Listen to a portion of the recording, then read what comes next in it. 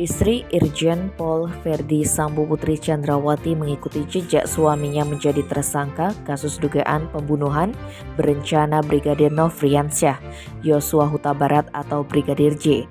Dia dijerat dengan pasal pembunuhan berencana.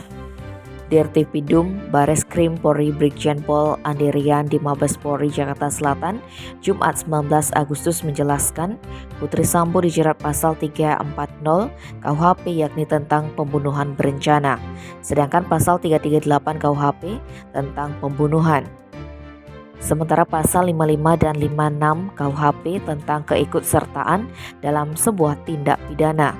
Adapun hukuman terberat yang bisa dikenakan kepada Putri Chandrawati adalah pidana mati atau penjara seumur hidup atau selama-lamanya 20 tahun penjara.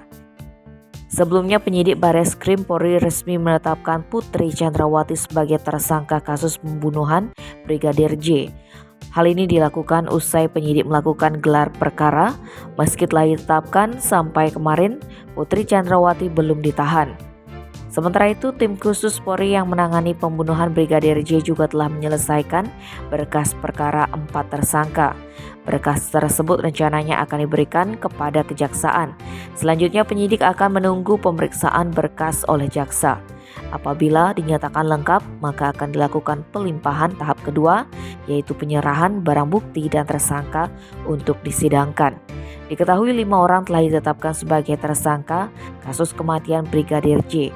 Mereka adalah Barada E, Brigadir Kepala RR, Irjen Pol Verdi Sambo, Kuat Ma'ruf, dan yang terbaru adalah Putri Chandrawati. Tim Bali Express melaporkan.